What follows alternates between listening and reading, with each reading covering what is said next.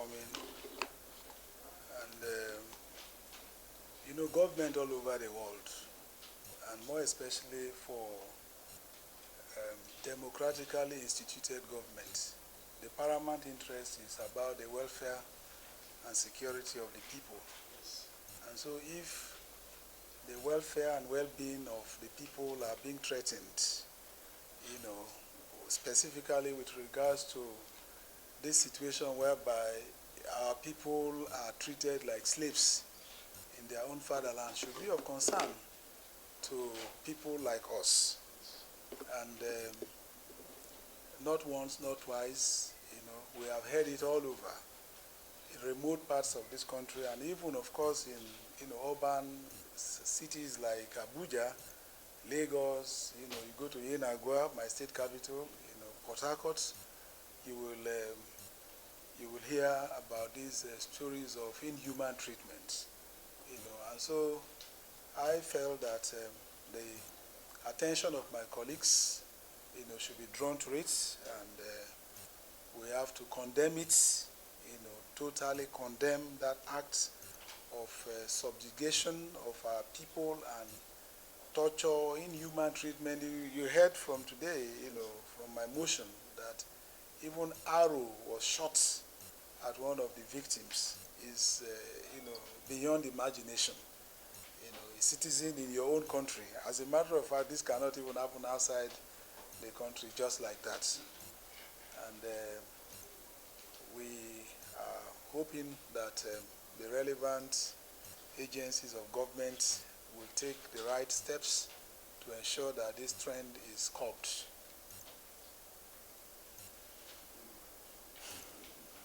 Okay, distinguished, beyond what your motion covered, Nigerians are also inhumanly treated abroad. And the government of Nigeria has always been blamed for being irresponsive to the plight of their citizens outside the country. What encouragement do you have to give the government to take more proactive steps to ensure that Nigerian citizens are not treated like second-hand citizens outside the country? Well, I am aware that what you are saying is true to some extent, but I would not also agree with you that the government is not doing enough to protect its citizens, in other countries of the world. We may probably blame it on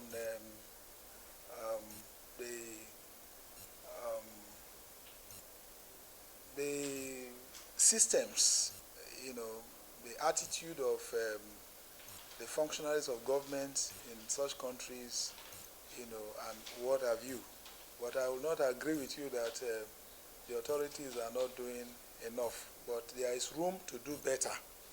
As a matter of fact, the position that our people take, particularly the foreign embassies, their reactions, to incidents of intimidation, suppression, and of course inhuman treatment meted out to our people, the reaction will speak volume.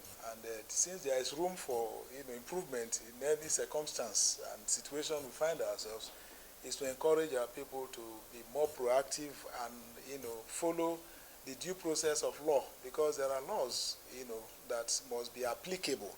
So we have to insist that people that are found guilty of such laws wherever, all over the world, should be made to face the law. That's okay, go ahead. Distinguished, let's get into core politics. 2023 is the nation's general elections, and there is this contentious issue about rotation.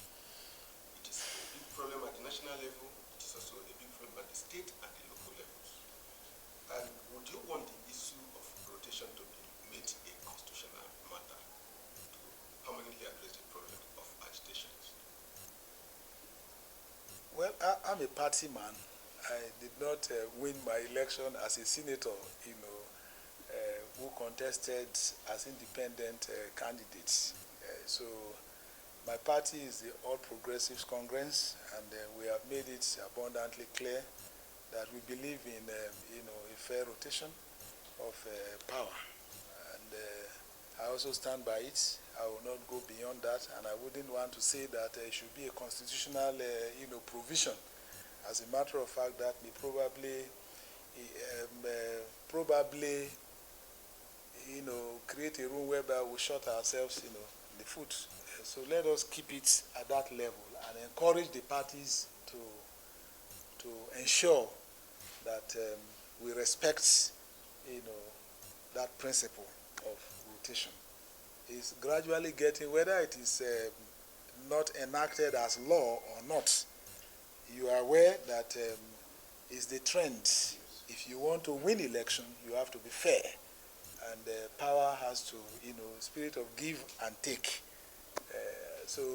But otherwise, we'll probably be depriving, some persons, and of course, merits will probably be be slaughtered on the altar of mediocrity.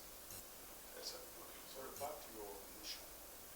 What do you think gives these foreign nationals in our own country that moral, that courage to treat our citizens here, slap them, kill them, and what do you think we are not doing like that? It's giving them that boldness to do this. Well, we also compromise anyway. So that effrontery and courage that they have in doing that, just like, I stated in my motion, that our people also collude with them.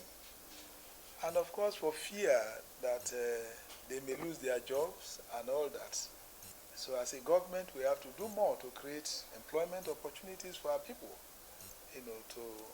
as a solution, as part of the solutions to this problem, and for the law enforcement agencies to also ensure that not only Nigerians, the foreign nationals must also obey our laws. If you are found and caught violating and infractions into our laws, you should be punished in accordance with the law.